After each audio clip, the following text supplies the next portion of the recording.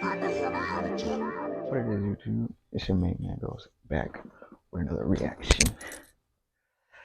How y'all doing this lovely morning? Today, we got one on sea monsters. How a sea monster sunk a German U-boat in World War One. Without further ado, let's get into it. Make sure y'all like, comment, and subscribe to the channel. Leave some comments down there, about sea monsters. Y'all know that they out there, but like, let's go.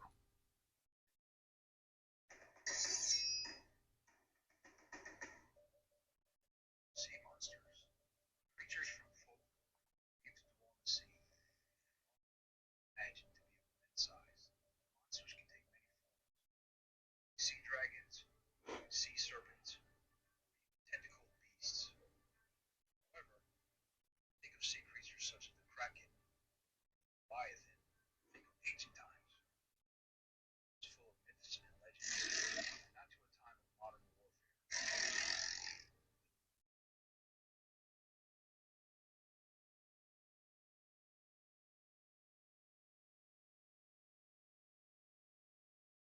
Then what happened to German U-boat 85 in the early hours of April 30th, 1918? What kind of creature did the captain and his crew purportedly see? And how did it almost sink his U-boat, sending him and his crew to their watery grave? Hello, I'm Mike Droberg. First of all, it's a monster. It's a big monster. If it was able to sink the boat. Second of all, we still don't know what's down there. We didn't know what was down there back then. We don't know what's down there now. They think the megalodon's still alive, so I think so too. But like, we done caught a lot of big ass great whites. But let's go. A Marine Corps veteran, filmmaker, history enthusiast, and investigator of the supernatural. And we will answer these questions on today's episode of Forgotten History. Excuse me, I have a problem. Please get in line, ma'am. I have 5 million power. I'm not waiting in line. Wow, good for you. Back on the line, please.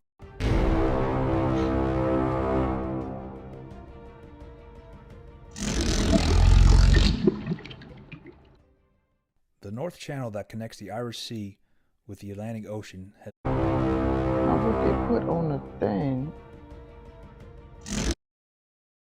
kind of reminds you of the Loch Ness Monster, doesn't it? And then it's a submarine right there. Make you think. The North Channel that connects the Irish Sea with the Atlantic Ocean has long been a haunt of those wishing to prey on British shipping. At its narrowest point, the channel is just 12 miles across, creating an ideal bottleneck. And it's right by Scotland. Like, it got sunk right by Scotland, where a bunch of sightings of the Loch Ness Monster have been seen. Like, come on. For pirates and privateers who for centuries targeted ships passing between Ulster and southwestern Scotland. However, in the early hours of April 30th, 1918, another type of ship killer emerged stealthily from the depths of the channel. This hunter was the German U-boat 85, commanded by Captain Gunther Kretsch. For the previous 2 weeks, ever since it left its secret pen on the German island of Heligoland, U-boat 85 had been patrolling the Irish Sea, looking to unleash its 10 torpedoes on merchant ships bringing vital supplies to Britain from the US and Brazil. However, much to Kretsch's frustration, U-boat 85 had not had much luck. Although other German U-boats had sunk nearly 280,000 tons of Allied shipping that month, not one had been dispatched by Kretsch. Accompanied by a few of his officers, he stood in the conning tower, scanning the waters through his binoculars by the light of the full moon, knowing that tonight would be the night his luck would change. But before he could target his next victim, U-boat 85 was rocked by an almighty surge on the starboard side, followed by a terrific thud, as if something landed on the deck. Kretsch looked down and, to his bewilderment and horror, saw a huge sea monster emerging from the water and climbing onto the side of his U-boat. This beast had large eyes, set in a horny sort of skull, Kretsch is reported to have said. It had a small head, but with teeth that could be seen glistening in the moonlight. Could this have been a remnant of the dinosaur age? Based on his description, it sounds like they encountered a Mosasaurus, an aquatic reptile that went extinct over 66 million years ago, with the Mosasaurus hafamani, the largest known species, reaching up to a size of 20 meters or 66 feet. If it was indeed a Mosasaurus, it could have given the U-boat and his crew a run for its money. Kretsch claimed every man on the watch began firing A Mosasaurus, though? It...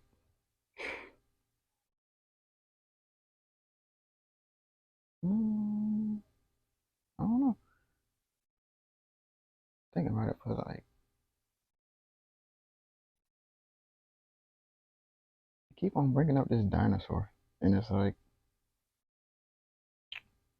you either got the Loch Ness Monster or the Mosasaurus, or some other type of sea creature that we don't know about. sidearm at the beast, but the animal had hold of the forward gun mount and refused to let go. Then, the weight of the monster was so great it was forcing the 730-ton submarine down into the water, with its hatch still open. Kretsch knew the U-boat would sink, so he ordered his crew to keep firing. Eventually, with its mighty body riddled with one too many bullets, the monster finally let go of the now mangled gun mount and slipped back into the depths. Although the crew were safe from immediate peril, it soon became apparent that the creature had severely damaged the forward deck, leaving the U-boat incapable of diving. As dawn rose, U-boat 85 became a sitting duck for the many ships of the Royal Navy patrolling the channel.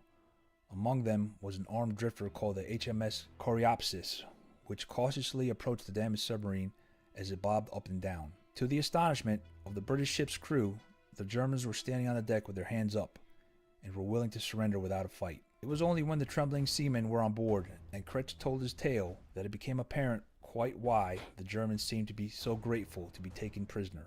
After smelling for schnapps and making Shit, I want to get out the water too. Like, even though we shot this thing up at the top and it slipped back in the water, like he said, that don't mean it's not still alive or dead or something. It could be just waiting for the next strike, or it could be just going to heal and then coming back. You know, strategy, combat strategy, animal strategy. After the Germans were in fact sober, the crew members of the Coreopsis were still not sure whether to believe their captives or not. But the story of the sea monster and U-boat 85 has endured. But nearly a century later, it looks as if the secrets of the U-boat 85 may finally be revealed. It was announced by energy firm Scottish Power that engineers laying undersea cables have discovered the wreck of U-boat 85 lying close to the last position reported by the Coreopsis. Although no photograph of the submarine has been taken, a remarkably clear sonar image certainly shows the unmistakable form of the 180-foot craft lying 340 feet below the surface. Unfortunately, the image is not sufficiently defined to show whether the foredeck had been damaged by the monster in the way supposedly described by Kretsch. But plenty of locals have maintained that U-boat 85 could well have been set upon by a savage sea serpent. That's a tongue twister. Among them is Gary Campbell, the keeper of official See? Sea serpent. sightings, maintained that U-boat 85 could well have been set upon by a savage sea serpent. You have to understand, it was by Scotland. Where all the sea serpents at? Where all you see that at, you know? Sea serpent. This thing right here. Serpent. That's a tongue twister. Among them is Gary Campbell, the keeper of official sightings record for the Loch Ness Monster. The area of the sea where the attack took place has a history of sea monster sightings that have ranged from the north coast of Wales to Liverpool Bay, he said. What the captain said could well be true. It's great to see how Nessie's saltwater cousin clearly got involved in helping with the war effort. She even managed to do the damage without anyone being killed. Unsurprisingly, such claims have been scoffed at by others. Peter Roper of British Power said, "I'm probably on the side of the historians who believe that the capture of the vessel was more straightforward than a sea monster attack. a sea monster attacked my submarine may be one of the most fanciful excuses of all times. So what is the real truth behind the sinking of U-boat 85? The notion of a sea monster appearing off the Irish and Scottish coasts in the latter days of the First World War seemed far too unusual and intriguing of a story not to dig into further. But there was a lack of any original document or newspaper report that contained the words supposedly spoken by the U-boat captain. Kretsch himself left very little trace. He died of unknown causes at the age of 33 in March 1919. And his career as a submarine captain was relatively undistinguished. So if it wasn't possible to find the source of the sea monster story, where could the truth be found? Well, the answer lied deep in the vaults of the National Archives and Records Administration, NARA, in the United States. At the end of the Second World War, the Allies captured the entire records of the German Navy from 1850 to 1945 and copied them onto 4,317 rolls of microfilm now stored at NARA's site in Maryland. An American naval historian and retired detective from the San Jose Police Department in California called Dwight R. Messmer had found the answer in an obscure 2002 tomb called Bercholin, or the Missing World War I U-boat Losses. The file contains at least 4 interviews with crew members, including Kretsch himself. But did any of them mention a monster? And if they did not, did any of them report anything strange or outlandish? In his account, Kretsch recalled how he decided to crash dive the U-boat after he spotted the Royal Navy patrol boats. The navigator reported that the conning tower hatch was closed, but as we went under, heavy flooding occurred through the hatch. Now, unable to close the hatch, the submarine was clearly in trouble. Water poured from the conning tower into the U-boat, causing the pumps, batteries, and electric motors to fail. To make matters even more dangerous, the air was starting to fill up with chlorine gas emitted by the flooded batteries, which meant the crew were either going to drown or be poisoned to death. The only option was to surface, and quickly. Kretsch ordered the ballast tanks to be blown and the U-boat rose slowly. However, that did not mean the crew was safe. Senior stoker Julius Gottshammer reported, "We opened the watertight door into the control room and managed to make our way against the inrushing water into the control room and exit the boat through the conning tower." In fact, it is Gottshammer who held the key to why water had managed to enter the boat from the conning tower, water into the control room and exit the boat. My thing is, if in the recordings none of them said anything about a monster, then it was all cap. Like, y'all just got some flooding. Why did y'all bring up a sea monster? Why was this? Well, let's just see about the end of the story. But like, through the conning tower. In fact, it is Gottshammer who held the key to why water had managed to enter the boat from the conning tower, and he laid blame squarely on Kretsch. Gottshammer said Kretsch had insisted on the installation of a heater in the officers' compartment. He said the cables to power it had to be run into the control room through the conning tower, compromising its ability to be completely sealed. The result was that the new cables allowed water to flow unhindered from the conning tower. Had these new cables not been in place, only the conning tower would have been flooded, which would have posed no danger to the submarine. At the surface, the submarine came under heavy fire from the Coreopsis. "We could not return fire because our ammunition was underwater and the water was rising in the boat," said Kretsch. The crew was taken off in rowboats. The British Navy soon picked up the crew. The last to leave were Kretsch and his navigator, who scuttled U-boat 85 rather than allow the satisfaction of a kill to the enemy. U-boat 85, along with all its secret documents and the code book, sank 260 feet, Kretsch recalled. So, the truth is, U-boat 85 lays at the bottom of the North Channel because its commander wanted to keep warm in his quarters, and not because of a mysterious sea monster. Had the cable not been installed, exactly. Always the commander. Anyway, if there was a sea monster, they would be able to probably see the bites and stuff by now. It's 2023. Like, come on. With the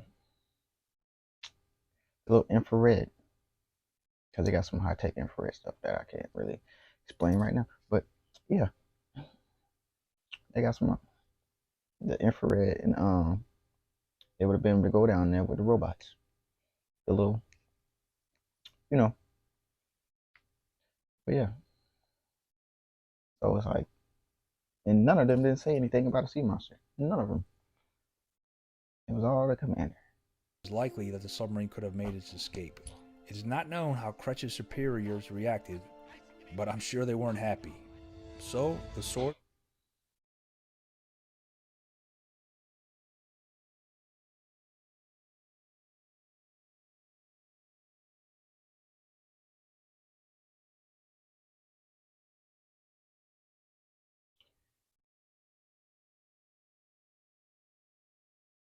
That was it for the video, but like, how'd y'all like that? What did y'all think? Do y'all think there's a sea monster out there though? Do y'all think Loch Ness or this dinosaur that they was talking about is still out there?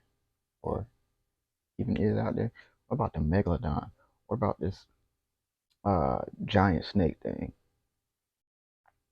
Or damn, I can't think of that one dinosaur, but that they might think still alive. But yeah, make sure I like, comment, subscribe, all that good stuff. It's always the captain, ain't it? That's why I should be a good leader. Headstrong. Instincts, you know. They on open water, so you can't really say anything about it. They act that way in movies, and like they just copying off what they wrote about, what they seen in the past and all that. Titanic. Dude didn't know what to do. Bruh. You see a glacier, even though you probably couldn't see it because it was dark, but like it had lights. You see a glacier, you turn, you don't just keep going straight. Unsinkable boat. I'll see y'all in the next one. Make sure y'all like, comment, subscribe though.